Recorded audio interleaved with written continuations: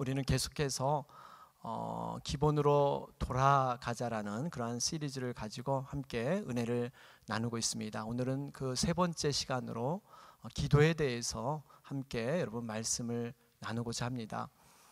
오늘날 현대인들을 보면 대부분 속도에 대해서 많은 관심을 갖고 있습니다. 어떻게 보면 속도를 위한 경쟁의 시대가 바로 지금의 시대다 해도 과언이 아닐 정도입니다. 보다 빠르게 물건이 만들어져야 됩니다. 보다 빠르게 자동차도 달려가야 합니다. 보다 빠르게 물건이 배송돼야 합니다. 오죽했으면 여러분 인터넷이 이 광속이라는 말을 쓰죠. 빛의 속도로 모든 정보와 매체들이 전달되는 이러한 시대가 바로 현대의 시대입니다. 치열한 경쟁 속에서 빠르게 전달함을 통해서 어찌하든지 승리하는 것이 현대의 양상이에요. 여러분, 이 보통 우리 광고를 보게 되면요, 보통 광고가 한 15초 정도 전해진다고 합니다. 마음에 드는 광고를 이렇게 보게 되면 굉장히 15초가 짧게 이렇게 느껴질 경우가 있죠. 그런데 이 15초 중에서도 어떻게 보면 이 3초, 처음 시작하는 그 3초에 사람들이 저 광고를 볼 것인가 말 것인가, 굉장히 짧은 시간에, 빠른 시간에 판단을 하게 된다고 합니다. 그 정도로 이렇게 빠른 시대에 우리가 살고 있습니다. 또 냉동식품을 봐도 요즘 3분이면 오케이, 이제 더 나아가서 1분이면 오케이 하는 그러한 식품도 나오고 있습니다. 음식점에서 우리가 오더를 하게 되면요, 오래 기다리지 못해요. 사람들이 마음이 굉장히 급해졌습니다. 이뿐만 아니라 우리가 사회생활을 해도 마찬가지입니다. 같은 동료끼리 먼저 누가 출세하는가, 먼저 누가 세상에서 유명해지는가, 누가 먼저 돈을 많이 버는가 하는 것에 그 빠름이 어떠한 성공적인 그러한 축도로 이렇게 얘기를 하고 있습니다. 그런데 우리가 중요한 사실이 있습니다. 물론 빠르고 속도 중요합니다. 그런데 이 빠르는 속도보다 더 중요한 것이 우리에게 있습니다. 그것이 바로 방향이라는 것입니다. 우리가 아무리 빨리 살라도, 빠르게 무엇을 나아가도 방향이 잘못되면 그 빠름이 별 소용이 없게 됩니다. 보통 우리의 인생을요, 흔히들 이 바다를 항해하는 그러한 것이 인생이다 하는 그런 비유를 많이 합니다. 이 바다를 항해할 때 선장이 하는 일이 있습니다. 그가 이 선실에서 항상 자신의 그 배의 위치를 보면서 어느 방향으로 나아가고 있는가, 그것을 항상 선장은 그렇게 묻고 확인하고 있습니다. 그러면서 그 빠르기를 조절해요. 좀 더 빨리 가라, 좀 더 늦추어라. 그런데 만약 선장이 어떠한 방향은 보지 아니하고 그저 배만 빠르게 운행하라고 명령한다면 그 배는 여러분 어떻게 되겠습니까? 분명히 위험에 빠지게 될 것입니다. 우리의 인생도 마찬가지예요. 속도보다 방향이 중요합니다. 나는 그저 남에게 해꾸지 아니하고 그저 열심히 최선을 다해서 살면 되지, 이것이 중요한 것이 아니라 과연 내 인생이 지금 어디로 가고 있는가 하는 그 현재 위치를 확인하고 우리가 가야 할 방향을 바로 깨닫는 것, 이것이 우리의 인생 가운데 무척 중요합니다. 왜 이것이 중요할까요? 우리의 인생은 그리 길게 되어 있지 않기 때문이에요. 한정된, 한계된 그러한 삶의 시간들을 우리가 살아가기 때문에, 그렇기 때문에 방향이 우리에게 더 중요하다는 사실이에요. 우리에게 생명이 주어진 시간이 있다면 마치는 시간이 반드시 있습니다. 우리에게 이 땅에 태어난 시간이 있으면 분명히 이 땅을 마치는 시간이 있어요. 여기에 계신 모든 분들은 아마 이 땅에 스스로 오고 싶어서, 내가 원해서 이 땅에 태어난 생명들은 아무도 없을 것입니다. 내가 원치 않았지만 이 땅에 우리는 태어났어요. 이 땅에 태어났으면 반드시 우리가 내가 원하지 않지만 가야 할 저 땅이 여러분 있다는 사실이에요. 그건 내가 원하지 않든 우리가 가야 할 저 땅, 여러분 그 땅이 천국이고 하나님 나라이지 않겠습니까? 엄마 뱃속에 보통 10개월 동안 지내면서 아이들에게 손과 발이 생긴다고 합니다. 사실 엄마 뱃속에는요, 이 엄마와 연결된 이 탯줄을 통해서 영양분을 공급받게 돼요. 실제로 손과 발은 어머니 뱃속에 있을 땐 필요가 없습니다. 그런데 왜 하나님께서 손과 발을 준비시키셨을까요? 그것은 다음 세계, 이 땅에 태어나는 그 세계에 손과 발이 필요하기 때문에, 무엇을 집으려면 손이 필요하고 이 땅에서 서서 살아가려면 발이 필요하기 때문에 다음 세계를 준비하기 위해서 잉태되는 가운데 손과 발을 만드셨어요. 우리가 이 땅에 살아가는 그 이유는 바로 우리가 다음 세계, 그 영원한 하나님의 세계를 준비하기 위해서 우리는 이 땅에 살아가는 줄 믿습니다. 이것이 우리의 인생의 모습이에요. 여러분, 이 땅이 살아가는 모습이 정말 나그네 같고요, 안개와 같은 인생입니다. 우리의 인생을 아무도 누구도 그 누구도 장담하지 못하고 그 누구도 한 치 앞을 내다 못 보는 것이 우리의 인생이에요. 여러분, 나그네의 길을 여러분 한번 묵상해 보면, 나그네는 여행길이 즐거운 길도 있지만 때로는 고생길이고 고난의 길이 되는 길도 있습니다. 근데 이 나그네가 이것이 내 인생의 끝이라면 많은 불행을 느끼겠지만, 내가 돌아갈 그러한 내 집이 있다, 언젠가는 내가 다리를 쭉 뻗고 편안히 쉴 그 집이 있다 생각해 볼 때, 지금은 조금 고생스럽지만, 지금은 조금 힘들지만 그 모든 여정 가운데 위로와 소망을 얻게 될 줄 믿습니다. 우리 사랑하는 경욱 집사님은요, 지금 그 영원한 천국, 이 땅에서는 많이 힘들고 어려웠지만 그 영원한 천국에서, 하나님 나라에서 하나님의 품 가운데 계신 줄 믿습니다. 이것이 우리가 들어가야 될 본향이에요. 천국입니다. 하나님 나라예요.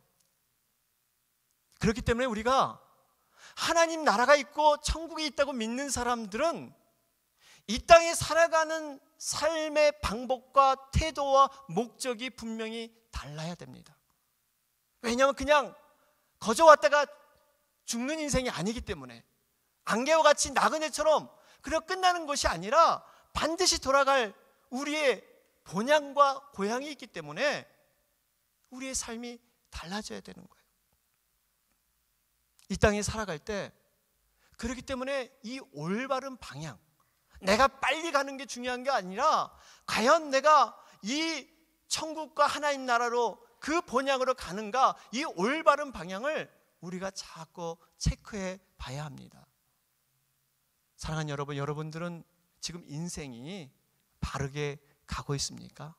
이 바르게 가고 있다는 것은, 방향이 바르다는 것은요, 내 삶에서 무엇을 가장 우선순위에 두는가. 내가 가야 할 방향이 정해지면 이제는 그 방향 때문에 내 삶이 질서가 생기고요, 우선순위가 생기게 되는 거예요. 여러분들은 어떤 것을 가장 우선순위로 살고 있습니까? 예전에 경영학 교수님 가운데 아주 특별한 분이 계셨어요. 가끔씩 시청학 교육을 통해서 학생들에게 깨우침을 주시는 분이셨어요. 학생들에게 매우 인기가 많았습니다. 하루는 수업 시간에 커다란 그런 플라스틱 상자를 들고 오셨습니다. 그리고는 이 테이블 밑에서 주먹만한 돌을 꺼내가지고 그 플라스틱 상자를 채우기 시작했습니다. 가득 채웠어요. 그리고 나서 학생들에게 묻습니다. 이 플라스틱 상자에 가득 찼습니까? 그러니까 학생들이 이구동성으로 그 주먹만한 돌이 가득 찼습니다, 이런 대답을 했습니다. 그러더니 교수님이 이번에는 이 테이블 밑에서 조금 더 작은 돌, 이런 조그만 돌을 가지고 그것을 채우기 시작을 했습니다. 이것이 처음에 안 들어가는데 흔들어 보니까 그 큰 돌 사이사이로 작은 돌이 다 들어가는 거예요. 그러면서 또 물었습니다. 여러분들, 이 상자 안에 가득 채워졌습니까? 학생들도 의아하지만 채워졌다고 대답을 해요. 그러면서 교수님이 또 한 번 행동을 하는데 이번에는 모래를 꺼내더니 모래를 여기에 붓기 시작을 해요. 그러니까 그 모래가 큰 돌과 작은 돌 사이에 모래가 다 들어가는 거예요. 또 물었어요. 그럴 때 학생들은 대답을 하지 못합니다. 그러더니 교수님이 마지막으로 이번엔 주전자를 꺼내서 물을 거기다 붓기 시작합니다. 그랬더니 그 상자 안에 큰 돌과 작은 돌, 모래와 물이 완벽하게 채워지는 그러한 일이 일어나게 됩니다. 그러면서 교수님이 이제는 메시지를 던져요. 내가 만약에 이 실험에서 큰 돌을 먼저 넣지 않았다면 영원히 나는 큰 돌을 넣지 못했을 것입니다. 내가 만일 모래나 자갈을 먼저 넣었다면 이 상자를 완벽하게 채울 수 없을 것입니다. 여러분들은 여러분 인생에서 우선순위가 얼마나 중요한가를 깨닫기를 바랍니다. 매우 의미 있는 가르침이에요. 저는 이 가르침이 우리 믿음의 원리에도 적용된다고 I 생각합니다. accidentally turned this on. 예, 어디서 사랑하는 여러분,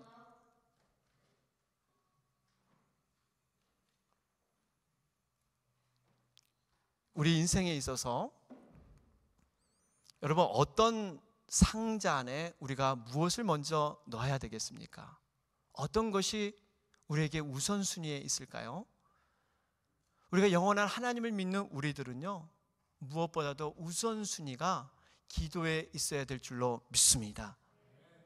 기도를 먼저 우리가 드려야만, 기도의 큰 돌을 먼저 넣어야만 다른 것을 우리가 넣을 수 있어요. 다른 것을 넣게 되면 우리가 이 중요한 기도의 부분을 우리가 제대로 감당하지 못합니다.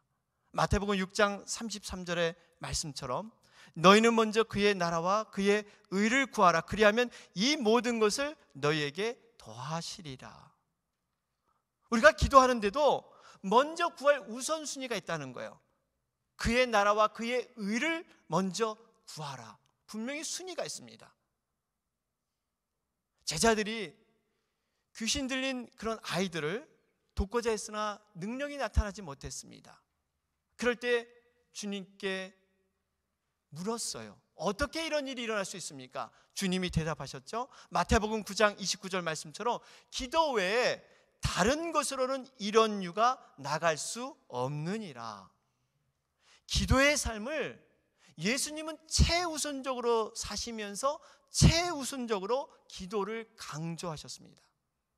오늘 우리가 본 이 말씀은 누가복음 말씀이에요. 여러분, 누가복음 말씀은 의사 누가가 기록한 말씀입니다. 이 누가를 기록하고 또 하나는 사도행전을 기록했죠. 이 누가복음과 사도행전은 마치 한 권의 책처럼 서로 연결되는 그러한 말씀이 누가복음과 사도행전입니다. 그런데 사도행전은 여러분 알다시피 성령행전이라 그래요. 성령의 뜨거운 역사들이 이 사도행전에 많이 기록되어 있죠. 누가는 기도를 강조한 것이 바로 이 누가복음이에요. 그래서 이 기도와 성령은 떼야 뗄 수 없는 거예요. 성령의 충만함은 바로 이 기도를 통해서 이루어진다는 사실입니다. 그러면서 예수님께서 인자, 사람으로 오셔서 그 우리와 똑같은 몸으로 정말 기도에 힘쓰셨다는 것을 누가복음에서 보여주시면서 기도의 그 모범을 우리에게 나타내주고 있습니다. 누가복음 11장에 가보면요, 제자들이 주님께 물어요. 주님, 우리가 어떻게 기도해야 됩니까? 이 기도에 대해서 가르쳐 주시옵소서. 그럴 때 예수님께서 가르쳐 준 기도가 이렇게 기도하라, 바로 주기도문이에요. 예수님은 가르침을 주시면요, 반드시 그 가르침을 가지고 몸으로 보이시는 행함을 하셨습니다. 그러니까 예수님이 참 귀하시죠. 가르치는 그것으로 끝나는 것이 아니라, 지식으로 끝나는 것이 아니라 행함을 반드시 허락해 주셨다는 거예요. 그 행함이 바로 오늘 본문 22장의 말씀이에요. 예수님의 기도의 모범입니다. 바로 이 겟세마네 동산, 거기서 기도하시는 거예요. 이 기도는요, 그냥 그 예수님이 가장 어렵고 힘든 과정 속에서 그 십자가의 죽음을 당하기 전에 겟세마네 동산에서 밤새 기도하시는 모습이에요. 특별히 십자가를 지시는 것, 여러분, 예수님이 능력이 있으셨잖아요. 그런데 그 능력이 있음에도 그 십자가를 지어야 되는 그 고통이 있었습니다. 더군다나 예수님께서 구원할 그 영혼들, 그 사람들에게 십자가에 매달려 죽음을 당해야 되는 그 예수님의 아픔이 이곳에 있었어요. 그러면서 이 기도를 통해서 우리에게 모범을 보여주시고 있는 것이 바로 오늘의 기도의 말씀입니다. 오늘 이 예수님의 기도를 통해서 여러분들, 우리가 무엇을 배워야 할까요? 어떤 기도를 생활을 이루셨을까요? 저는 세 가지로 함께 은혜를 나누고자 합니다. 첫째로요, 예수님의 기도를 보면 습관을 쫓아 기도하셨다 하는 것을 볼 수가 있습니다. 본문 39절을 보면 예수님께서 습관을 쫓아 기도하셨다 이렇게 말씀하고 있어요. 예수님은 이 평소에도 늘 기도하시는 분이었어요. 그래서 습관을 쫓아 감람산, 이 감람산에 갔다는 것은 평소의 그 기도에대로 예수님은 그대로 행하셨다는 것을 볼 수가 있습니다. 예수님은 어려운 그 죽음이 앞에 있기 때문에 그 어려움 때문에 기도하시는 것이 아니었어요. 우리는 보통 어떤 고난의 문제가 있으면 우리가 그때 기도하기 쉬운데, 예수님은 평상시에 기도가 이루어졌다는 사실이에요. 여러분, 이 평상시에 기도하는 것이 참으로 중요합니다. 이것이 왜 중요할까요? 기도는 단순히 우리의 소원과 간구를 간구하는 그러한 것이 기도가 아니라는 거예요. 여러분, 기도가 뭡니까? 하나님과의 만남이고 하나님과의 소통이 바로 기도입니다. 기도하지 않는다는 것은 결국 하나님의 만남과 그 소통이 필요치 않다는 것을 얘기하는 거예요. 그렇기 때문에 우리가 스스로 살아갈 수 없는 존재이기 때문에 주님과 함께 기도하는 것, 바로 예수님은 그것을 지금 우리에게 나타내 주고 있습니다. 그러면서 우리가 이 습관을 쫓아 기도했다는 것은요, 습관적으로 기도했다는 게 아닙니다. 습관적으로 하게 되면, 자칫하면 형식적으로 이 기도를 우리는 전락해 버릴 수가 있기 때문이에요. 습관을 쫓아 했다는 것은 삶에서 기도를 최우선으로 하고 평상시 모든 삶의 기도에 맡겼다는 것을 의미하고 있습니다. 우리가 마태복음 8장에 가보면요, 세 가지 기도의 형태가 거기에 나오는데요, 정말 하나님이 원하시는 기도가 뭘까 하는 것을 마태복음 8장에 보면 거기서 우리가 찾아볼 수가 있습니다. 거기에 보면 제일 먼저 기도하는 사람이 바로 이 한 문둥병자의 기도가 나옵니다. 그리고 나서 백부장의 그러한 기도가 나오고, 세 번째 바로 베드로의 장모의 열병이 그렇게 고쳐지는 그러한 아름다운 장면이 이 마태복음 8장에 나옵니다. 제일 먼저 이 한 문둥병자의 기도가 나오는데요, 이 기도는 자기 자신이 직접 드리는 기도입니다. 문둥병자에게 어려움이 있었잖아요. 그래서 예수님께 이 병을 고쳐 주옵소서, 문둥병을 낫게 해 주옵소서, 직접 자기 자신의 문제를 놓고 간구하는 기도였습니다. 예수님이 그것을 들으셨어요. 그리고 고쳐주셨습니다. 그러면서 이 두 번째 등장하는 것이 바로 이 백부장의 기도였습니다. 남을 위한 기도예요. 자신을 위한 기도가 아니라 남을 위한 중보기도였습니다. 하인을 위해서 기도했을 때 말씀만 하옵소서, 내 하인이 낫겠나이다. 그럴 때 예수님이 믿음을 칭찬하셨죠. 정말 이만한 믿음을 이스라엘 중에서 내가 만나보지 못했다, 그런 칭찬을 들어요. 그러면서 마지막 그 놀라운 장면은 바로 베드로 집에 갔을 때 장모의 열병을 고쳐주시는 기도입니다. 우리는 이 기도를 유심히 봐야 돼요. 지금 베드로가 우리 장모가 병들었으니까 이 열병을 고쳐주시옵소서, 이런 간구가 나타나지 않고 있습니다. 베드로는 그저 예수님과 함께 동행하면서 복음을 전하고 예수님과 함께 말씀에 거하는 삶을 살았어요. 제자의 삶을 충실하게 살았습니다.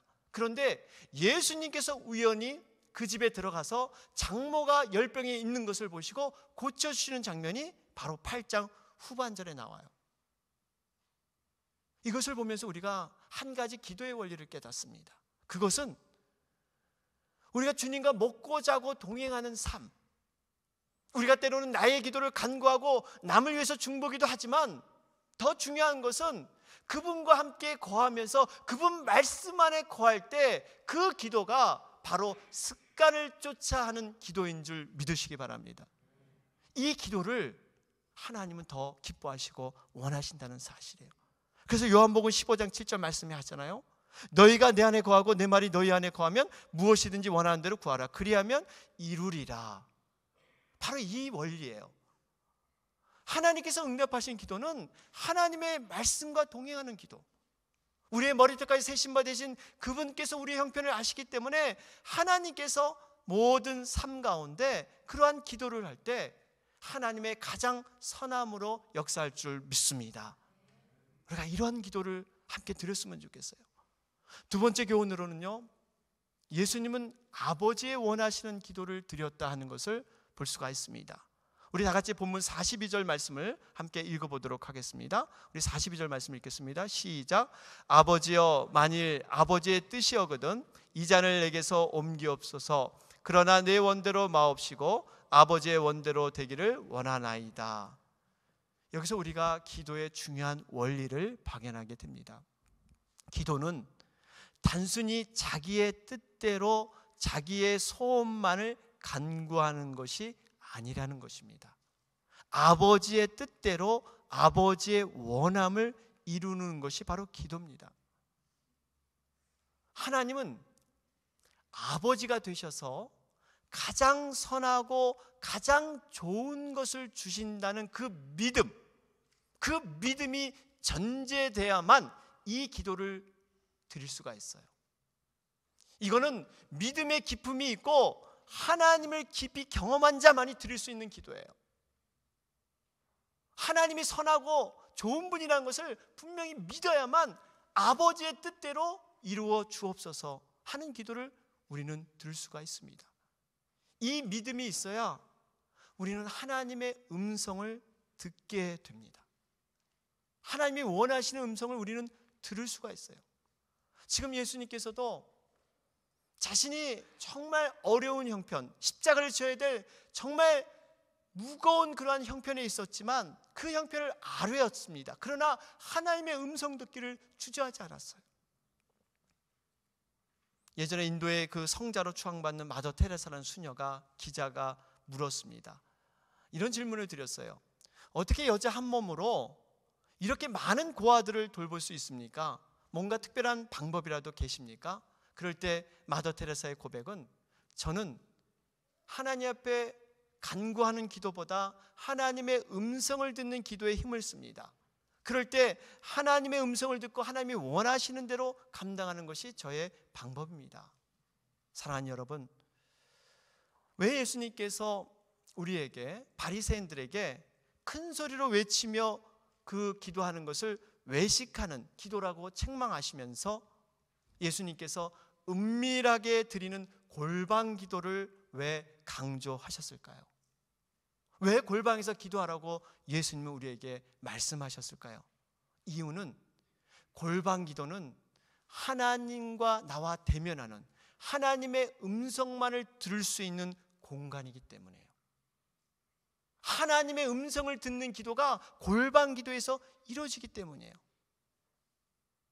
이 기도를 듣는 자, 하나님의 음성을 듣고 하나님의 그 음성에 순종하는 자는 세상이 감당치 못할 사람으로 여러분 서는 줄 믿습니다.